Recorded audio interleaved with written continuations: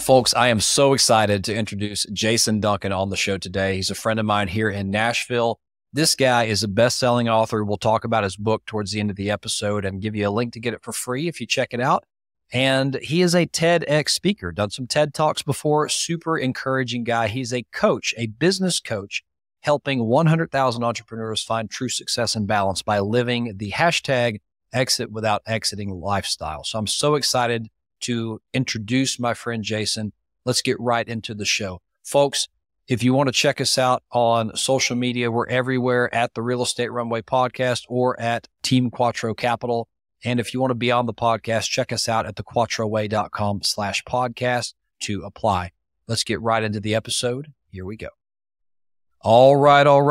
Real Estate Runway family, welcome to another episode of the Real Estate Runway Podcast. This is your captain speaking, and I'm joined today with a friend of mine, Jason Duncan, also known as the real Jason Duncan. If you follow him anywhere on the socials, if you're living under a rock, give him a Google. This guy has done some amazing stuff. Jason, welcome to the show. How you doing, brother?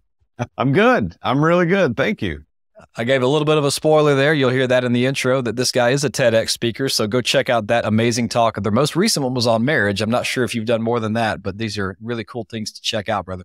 Yeah, I did. I've done two, and I've emceed a TED, just emceed TEDx Old Hickory this past weekend here in Nashville. That's so awesome. Well, Jason, give us the lowdown real quick. So you've got a pretty amazing story yourself. How did you go from being a normal average dude to being a normal average dude who's done some pretty amazing things in life and where you are today?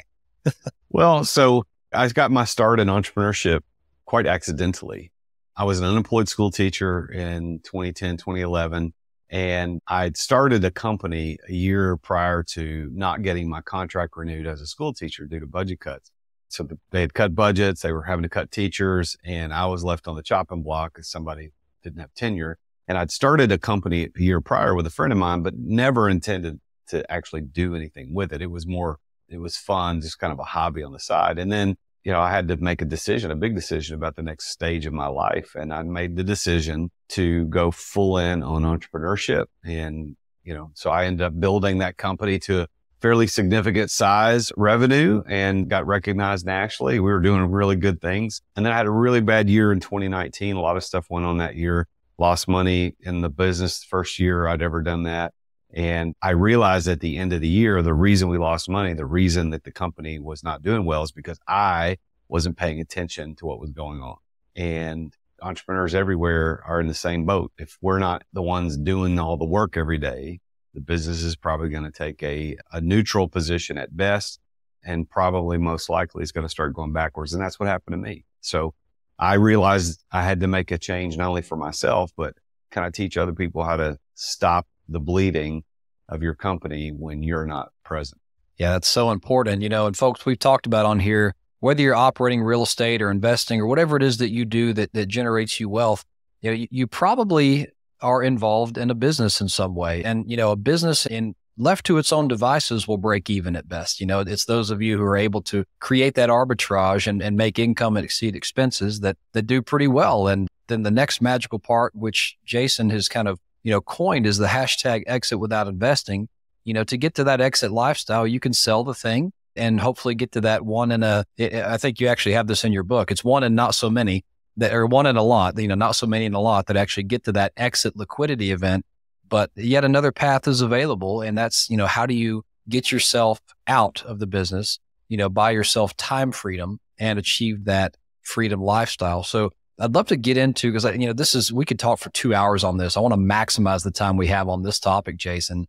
Let's talk about how you came up with the exit without exiting concept and what that really means before we kind of start unpacking that a little bit, So my story, I gave just a little bit there. What happened was at the end of 2019, first year the company ever lost money. Prior to that, we had 7-figure bottom line. Things were going really well. So it flipped really fast. So prior to me taking my eye off the ball, when I was working 60 plus hours a week as the CEO of the business, we were killing it. We were making a lot of money, had a good team. Things were going well. The year 2019, I had a legal issue with a former business partner. I had some family stuff going on, and I had something going on in the personal life with a friend who anyway, that's a whole nother podcast. We could get into that. But all three of these events converged in the perfect storm in that 1 year, which meant for me, I had to take my eye off the ball. So when I took my eye off the ball to pay attention to legal issues and all this other stuff going on, the business I thought would keep going and it didn't. So when I got to the end of that year and realized I was the problem, I sat down with my business coach and said, okay, man, I want out. Let's sell the business. I don't want to do this anymore. We'll sell the business. And he looked at me and he said, your business is not sellable. I said, what do you mean it's not sellable? I mean, I get that this year is a bad year, but come on, this is a 7-figure bottom line company. We could sell this business. And he goes, no. He said, because the reason you want out is the same reason nobody else is going to buy it. He said, you want out because you realize that you're the secret sauce of the business and nobody else is going to buy it if you're not going to stay with it because you're the secret sauce of the business. So at that, your question, Chad, is how did I come up with exit without exiting? That forced me to figure out another way. So if I can't exit the traditional way, what other way can I exit? And that's when I started figuring out how to get out, how to exit daily operations without selling the business. And I figured out how to do it. Yeah. So it starts off, I mean, it's almost like a Dan Sullivan mindset. It's like when you're first trying to buy back your time as an entrepreneur, folks, whether it's real estate or whatever other business you're in that generates you cash, you start to realize, well, there's some things maybe I'm not so good at, and maybe I shouldn't be doing those things. So you start to maybe get a virtual assistant, or maybe you start to get someone to handle marketing when you're a sales guy, whatever it is, you start to replace those things. But what you then, and I think this is where you're going, Jason, so tell me if I'm getting this right. You have to get to the point where I was like, even yourself, everything that you are doing in the business, the secret sauce you bring to the table, and that's probably the hardest person to hire and to replace, is how do you replace yourself such that you literally could hand the business to someone else and it would still perform it the same way without you. Is that right? Well, the question you have to ask yourself is this: why did you start the business? Did you start the business to have a good job, or did you start the business to have a business that threw off financial rewards so that you could live the lifestyle that you truly desire? And I think if you're honest with yourself, the reason you started the business is the latter, not the former. So if you started your business just to have a better job, knock yourself out, man. Do everything. You're better at it than everybody anyway. You might as well just keep doing it. You're going to have a high paying job and you're going to work every single day until you die. That's what's going to happen. I was on the phone with a chiropractor the other day. She had reached out to me. She wanted to talk to me about how I could help her. She's in her 70s, single practitioner, no employees, barely making it. And she said, I will be adjusting someone until the day I die. And that broke my heart. There's no fixing this. I didn't have an answer I don't know how you fix that. Now, you come to me earlier, 20 years earlier, and in her case, 50 years earlier, and let's figure this thing out. We can get you to a place where the business is throwing off tons of cash. You're not having to adjust anybody. You're not having to be there every day, and you don't have a job. What you have is a business, an asset that continues to grow in value. Most people, and I know your listeners are right in line with most people, believe that the only real passive income is through real estate. And that's not true. I invest in real estate. I have an Airbnb, Verbo that I rent out. Like, I get it. I like real estate. As a matter of fact, I live in a rental right now because I sold the big house I had just so I could invest in short-term rentals. I get it. But there's other ways to do passive income, and that's through business ownership. And if you set your business up right, you can have passive income through your business. And it's taxed very similarly to the passive income from real estate. Yeah. And I want to capitalize on what Jason just said there, folks. We always talk about real estate as an obvious choice for passive income, and there's opportunities to invest passively in there and get a return while someone like Quattro goes and does all the work for you. The same thing is true let's just think about an HVAC company. I know groups out there who are buying up mom and pop HVAC companies and they're getting them co-branded and streamlining operations. It's the same thing. You can be a passive investor, get passive income. But if you kind of pull back the curtain a little bit, I'll tell you guys a little secret. Although we own a bunch of real estate across the country, we are a business, right? And, Quattro Capital actually it's successful because of what the partners do in the business. And so, I brought Jason on here because I'm kind of a pupil of this as well. And that, while we've started a thriving business and it's been going for many years and it has, 200 million in assets and all sorts of stuff going on, that's great. But until there's a day where Chad can disappear to Austria, I say that because it's my favorite country, until Chad can disappear to Austria skiing for 4 months and it doesn't matter, Chad has not achieved the exit without exiting concept. And that's where, the business itself that you own can be what's throwing off that cash flow, which could have been your salary before when you were trading time for money. So let's put all this, let's transcend for a second, Jason. It all starts with mindset, right?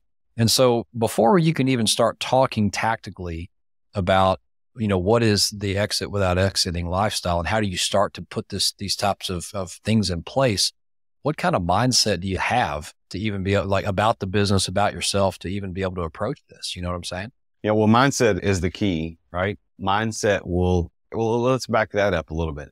Everything you experience in your reality can be traced back to the way you think. So if you think certain things, if you think positive all the time, you think on the optimistic side of life, and you think things are going to work out, and you think life is great, and you think money has a specific purpose to achieve great things and make a big impact. If you think that way, you're going to live a life that's in line with that thinking. If you're an Eeyore, everything's falling around you, you get sick all the time, nothing's ever going your way, the government's out to get you, the man's out to get you.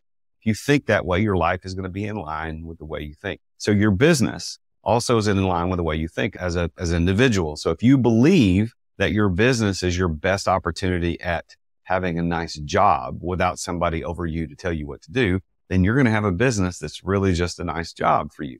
But if you think about your business, you have a mindset that says, this business is my primary way to build wealth and make an impact in this world, then you're going to line yourself up with that way of thinking.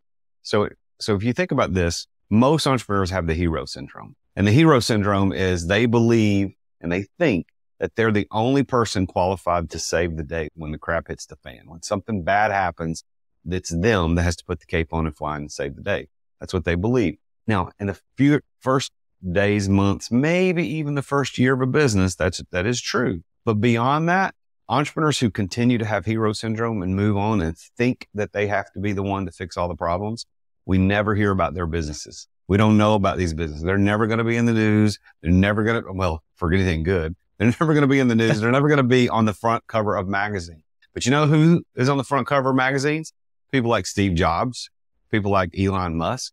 And they got over the hero syndrome a long time ago. Early in the process of building their businesses respectively, they understood they can't be the center of that business. They hired people to do it. And maybe they didn't do it as good as they could at first, but eventually they were.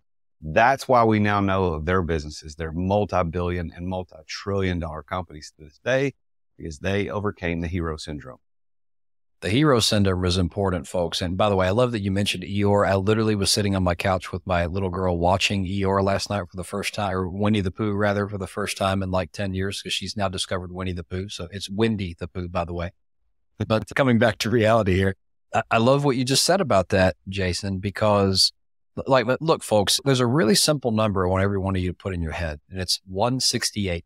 Okay. You have 168 hours in your week. That's it. Like, just do the math, 24 times, 24 times 7.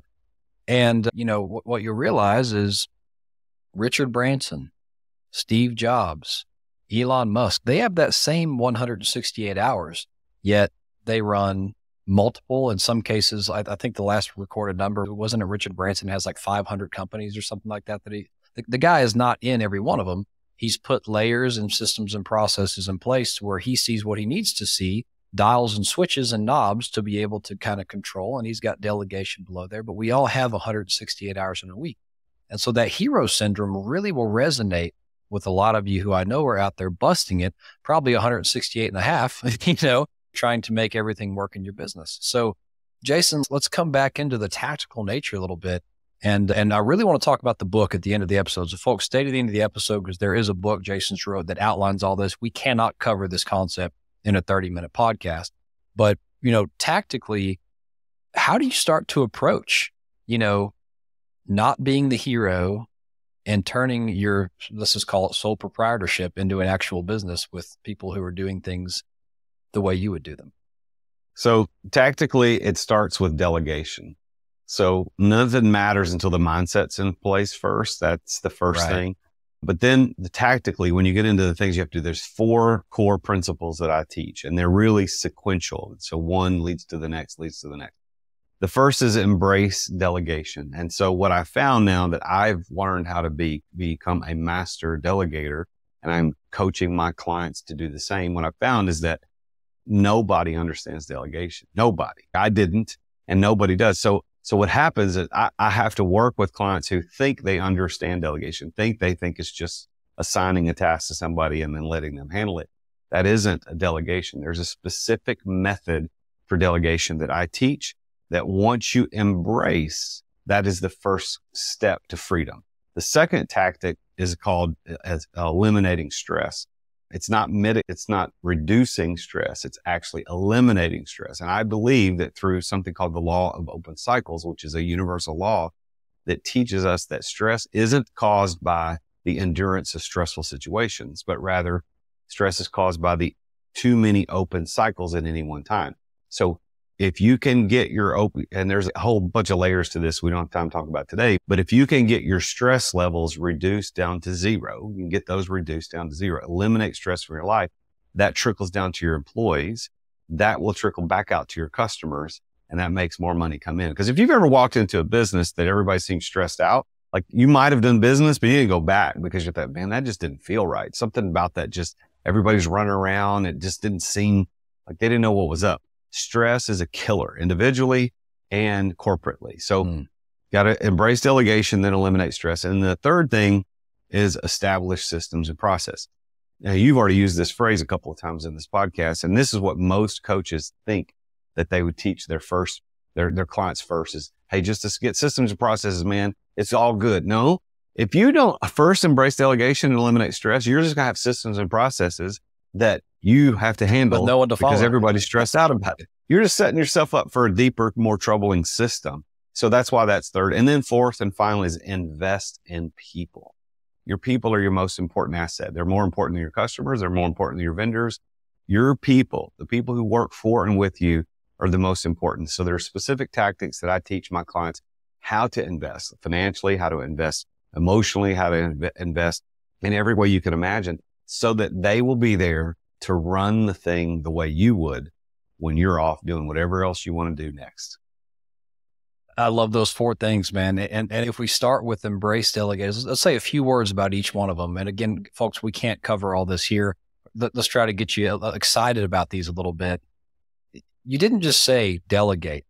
You said embrace delegation, right? And to me, that sounds like it's a buy-in on your side. I've seen, and I've been delegated too in prior lives, right? Where it's like, I'm delegating this to you, but I really have my hand on the back of your shirt collar, making sure, and I'm kind of almost puppeteering you around, So when you're saying embrace delegation, what does that mean? And what should that mean to the audience? Well, so delegation is not, like I said, assigning a task to somebody. Like anybody can assign a task to somebody. That's not delegation. That's 1/3 of what delegation actually is. Delegation starts with assigning, but the other two parts, the other 2/3 that people don't think about are this. They have to entrust that task to that person, which involves a certain level of trust in the person. And they have to empower the person to do this. So your example of holding, the guy saying, go do it, and then he's holding on to you to make sure you do it right. That's actually called confiscation. That's not delegation, because what ends up happening there is I assign it to you. I didn't delegate it, but I thought I did. I assigned it to you, and then I'm watching over your shoulder. Did you do it right? No, you didn't do it. Do it this way. No, I'll do it this way. And you know what? Just give it to me. I'll do it. Right? That's a lot of entrepreneurs. That's called confiscation. That ain't delegation. And then the other side of that, the sin that I commit more often than confiscation is called abdication. And it rhymes and does on purpose. Abdication is when you formally divest yourself of the responsibility of the outcome. And so abdicators like me, that was my biggest problem, is I would trust people too much. I would assign a task and then never look back and then never go check on them. Did it work? Did it not work? Did they get the tools that they needed? And so really I assigned, but I didn't entrust, and I certainly didn't empower that person to do it. So delegation really requires those three things. And so in the book and in some of the courses that I teach and when I speak on stages, I talk about this training wheels to delegation, that there's these 6 steps. And I take people through, like, if you just practice these for the next 90 days, then you will be a master delegator. Yeah, that's super powerful, folks. And so if I got that right, it was assign, it was empower, and then it was, what was the last one? Assign, entrust, empower. Assign, entrust, empower. So that kind of brings it full circle into, actually setting someone up for success to be delegated to. And then, so let's go into the next part. So now we're talking about eliminate the stress. Like I almost have like rays of heaven coming down on me when you said those words, because, most entrepreneurs, including myself, our lives are stressful. There's a lot of, and I love how you defined it. It's too many open loops, right? If I dream of a day where I can handle one thing, close the loop, and then handle the next thing, close the loop, and the next thing. And that just never seems to happen. There's a lot of open loops. So, how do you even start to so you said it starts with you, but how do you start to instill that culture? And because now you've delegated, you've got some people you're delegating to. How does that work? So think about this, man. If you only had one thing to do today, just one, that's it. Like, you had nothing else to do. All you had to do was have this podcast. You didn't have to pick your daughter from school. You didn't have to go to the dentist like I just came from. You didn't have to do anything. Like, one thing. It didn't matter how big that one thing is, you could accomplish it stress-free. Because the reality is, stress is caused by too many things, not the things. Let me say that again. Stress is caused by too many things. Too many. Not the things. So whatever the things are, individually, man, boom, I got it. Whatever, I got those. But you put all those together, that's when I feel stressed. So the illustration I give people when I talk about this is, if you can imagine for a minute all the things that you have to do, let's say over the next 30 days, maybe just the next week. 30 days kind of makes it a better picture, mental image. But if you wrote all those things down on a single piece of paper, each of them. So you take out a piece of paper, write the one thing, pick my daughter up from school, go to the next page, get my oil change in my car, go to the next, write them all down. Here's the thing. The thicker the book, the more stress you feel. If you put all those pieces of paper into a single, put them into a book format, the thicker your book, the more stressed you are. That's the reality of stress. Now, how do you eliminate it? Well, you eliminate it by understanding how to deal with it. So if you can say, for example, I teach this whole thing called Open Cycles Inventory, which again is more detailed than we could do in a podcast, but this Open Cycles Inventory is going through and playing triage on the things that need to be done now, things that can be done in the next couple of weeks, and the things that are going to take months to accomplish. Maybe other people are going to have to help us. And when I teach people how to do this Open Cycles Inventory, they start feeling the stress drip off of them immediately. And it can happen. And now I'm probably the stress-freest person that I know. Like, people who know me well, I'm not stressed. I'm not stressed. And if I become stressed, it is readily apparent that I have too much crap going on at any one time. That's all it is. That's what it comes down to. So stress can be totally eliminated once you understand what causes it, and then you figure out how to manage it. And I'll give you one example. So I was in here, I work from my home 90% of the time. And so I'm sitting, this is my home studio right here. And my wife walks in the office, in my office not too long ago. It was several months ago. And it was one of those days when stress started to become apparent. Like, I had too much happening. And she said to me, she goes, "Hey, we need to do," and whatever, I don't even remember what she said. I looked at her and she understands this. So it wasn't like I was doing coach speak on my wife. We all in this family understand open cycles and what that means. And I said, "Babe, I got too many open cycles. I can't deal with it right now." And she didn't argue. She didn't say that, because she knew, if I had one more thing, it's going to be a problem. So she took it and dealt with it on her own. And then a couple of days later, that memory crossed my mind. I said, "Hey, what was that thing?" And she goes, "Oh, it was this." And it had to do something with registration on one of my motorcycles or something. And so I handled it then. So she just knew, okay, don't add another page to the book, man. Let's get this going. If you could teach your employees this, and you also embrace that idea of eliminating stress through understanding open cycles, your life will completely change. Whether you exit your business or not, that little tip right there, that's $1 million tip. That is the best definition of stress I've ever seen or ever heard, rather. And folks, if you're joining us on YouTube right now, I think that what you're seeing behind Jason's silhouette here, this pink essence, is like his stress-freeness, So it's a LED light on the wall. Look at that. It looks cool, whatever it is. Yeah, well, I got to upgrade the studio. So, Jason, let's go to the next step here. So, I think this is probably the more common term that, as you've heard me say it, systems and processes a lot. But let's get your version on that, right? How is this setting people up for success? What is systems and processes? Why are they important? So a process is any particular task that can be completed in the same way by different people, but completed in the same way each time with a predictable outcome. That's a process. So for example, if you have a client acquisition process, or you have a client onboarding process, or you have a vendor payment process, Like all of those specific processes or tasks that should be written out. This is the way that it's done. So that if everybody in the office drops dead today, we have to put in a whole new group of people. I know that's kind of morbid, but we had to put a whole new group of people. Those people would know, oh, this is step 1, this is step 2, this is step 3. That's process. That is first. You got to get your processes right. All the little stuff. And that sucks. As an entrepreneur, you don't want to deal with those details. You're like, you handle it. But if you take the time, maybe it takes you 6 or 8 hours to write a standard operating procedure, SOP, for a specific process. That's worth it, because then that saves you every hour from that point into infinitely into the future, where there is not a question around how the process happens. And systems are groups of processes that, when worked together, creates predictable outcomes that are safe, efficient, effective, and they work. They're streamlined.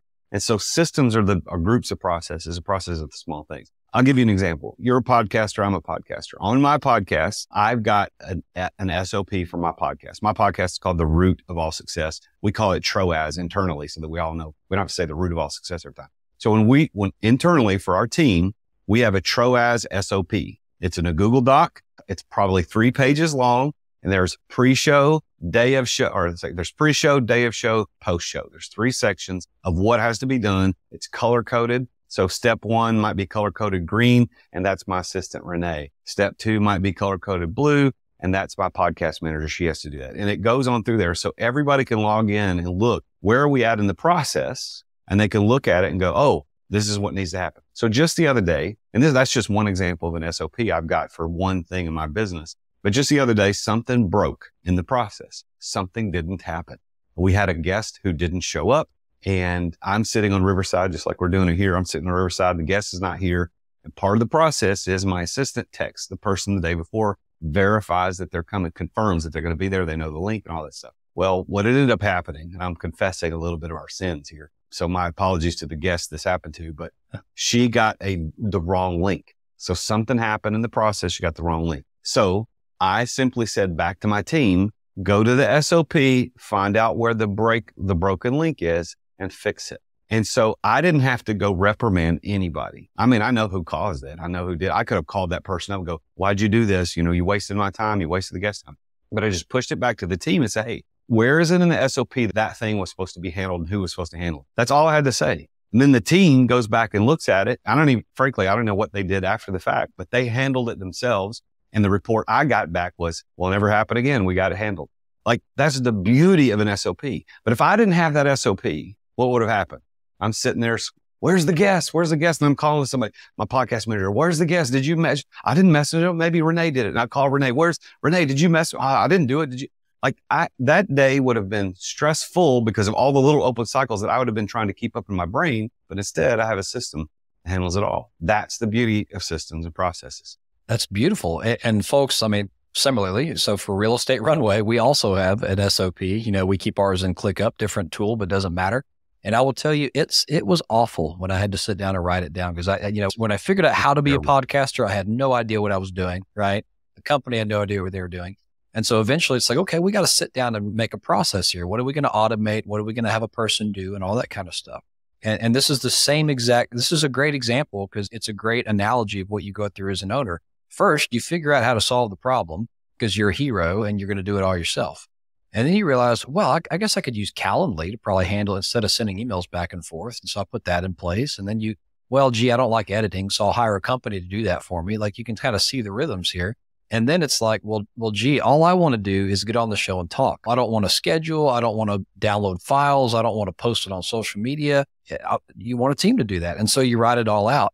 And then the cool thing is, when you get your who's in place, your embracing of delegation, eventually they master the process. And eventually you say, well, this is a fun question that I don't know if you teach it this way or not, Jason, but this is a fun question I like to do. Is like, okay, well, you now own this process. How can we do it better? And I love the way you said it. It's like, I tell them, like, if you got hit by a bus tomorrow, how would your legacy be to teach the next person how to do your job? And it's probably not too morbid of a thing to say. I shouldn't say that anymore, but the point is, you give them ownership of it, and then they're so excited because now they control it. And wouldn't you know it, the guy that I hired to do it, he's got AI involved in this now. I mean, there's all sorts of stuff that I didn't even think of. It's cool. So anyway, coming to the last part of it, and it's so we've been through Okay, now it's invest in people, right? We're on number 4. We've been through embrace delegation. We've been to eliminate the stress. We've been to create systems and processes. And now we're on to invest in people. And I don't even want to say another word because your definition of this is probably going to say it all. So what is that? All right. To invest in something, and this is real estate runway, right? I mean, to invest in something means to put out some sort of resource, whether time or money or something else, with the expectation of a return. That's what invest means. So we all know that's investing. So if I'm going to invest in the stock market, invest in real estate, invest in crypto, invest in gold, whatever it is, I'm going to take some resource that I own and I'm going to put it out and expect that's going to return to me more than what I put into it. That's investing. So, but that's only half of investing. Now think about this. That's one half. The other side of invest actually means to furnish with power, authority, and rank. So if you invest in someone, a person, you're furnishing with power, authority, and rank. So what I teach is this. You need to invest in your people both ways. You need to invest in them financially. And I've got a story I tell in my book where I took $80,000 out of my take-home pay as a CEO of my company and split it 4 ways to my 4 department directors when I began my exit without exiting process. Now, I was making good money, right? And so $80,000 was still, that's a lot of money, right? That's not chump change to anybody. Well, maybe a few people in the world, but not to me. So it was a big deal that I invested financially with the expectation of return. Now that $80,000 that I took out of my take home pay to give to these people has paid me back many times over because of what I've been able to do now that I'm not struggling with daily operation. But the other side is furnished with power, authority, and rank. And so that's giving them the power to make decisions, the authority to make the calls when they need to, and to change their titles or ranks and appropriate. I'm not playing word games with people, but appropriately give them the titles so that they have oversight in ways that are meaningful. Because if I pull out of day-to-day operations as the president and CEO, somebody's got to be responsible for day-to-day stuff. So that's a very oversimplified version of this, but invest is 2-sided. It's one is financial and the other is about what you're doing with that person as an individual. And you bring those 2 things together. That's when you invest in people. And then of course, that rotates right back up to the top of embracing delegation. You teach them how to embrace delegation. You teach, again, them how to eliminate stress, teach them the importance of systems and processes, and teach them to invest in people. And it's just a cycle that continues on forever.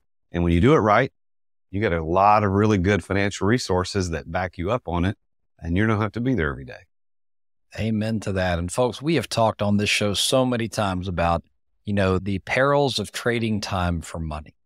Okay. And if you remember nothing else out of this episode, the path that Jason and his team are teaching people to walk, how do you take money to buy time? Right. Because that's oversimplification, but it's coming back full circle. You can never get more time.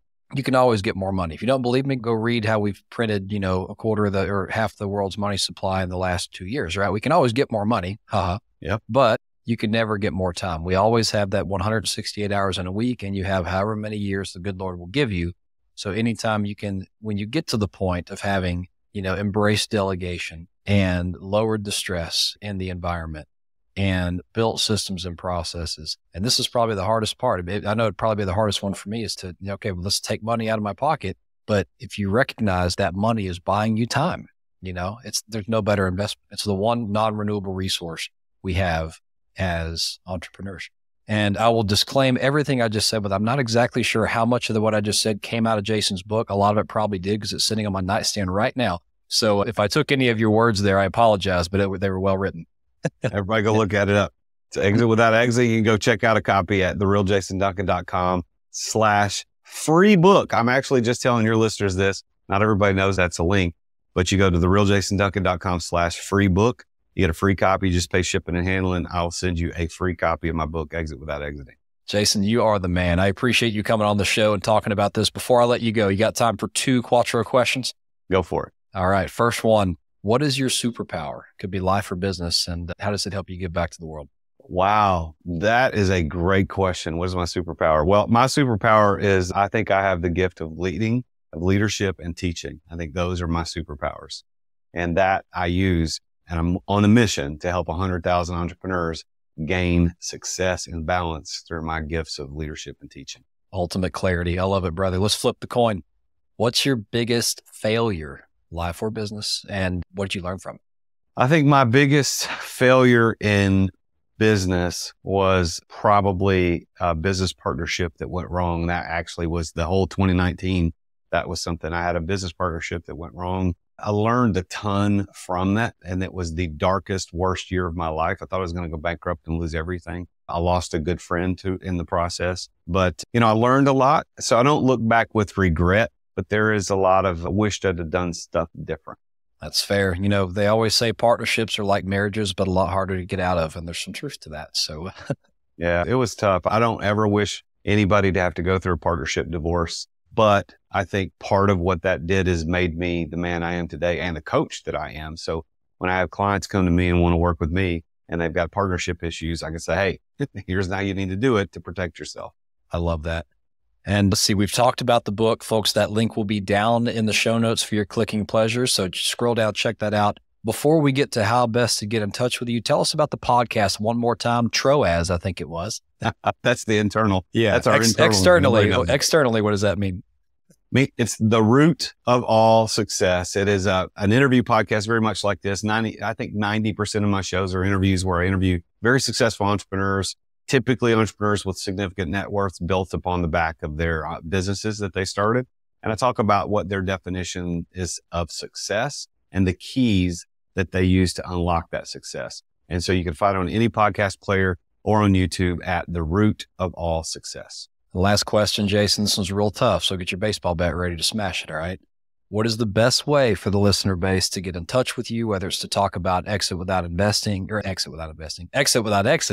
or just to say hi and appreciated your episode? Follow me on Instagram at The Real Jason Duncan. But frankly, I'm on just about every social platform with that same thing. But LinkedIn and Instagram are the two places I play around the most. Instagram more than anything else. Love that. Jason, I appreciate you coming on the show. What knowledge was spit today. It's amazing stuff. And folks, this is a mindset shift. So if that resonated with you, click those links below to learn more, because there's no way we can ever do, what Jason teaches justice here on this show. But thank you for coming and sharing your knowledge, and I hope to see you soon, brother. Thanks, man. Folks, I hope you enjoyed that episode with Jason Duncan, and you got some good nuggets you could take back to your business and just start working on your freedom lifestyle. The hashtag exit without exiting lifestyle is real. It is attainable. Check out the book, check out the podcast for stories of those who have done it. And it's just an amazing thing to try on for size. If you got any value out of the show, folks, leave us that 5-star review, thoughtful comment, subscribe to us, like us, share it. Wherever you are, just interact with the show. It's the only way to pay it forward to get to more people just like you. So without further ado, this has been another episode of the Real Estate Runway Podcast. Until next time, over and out, folks.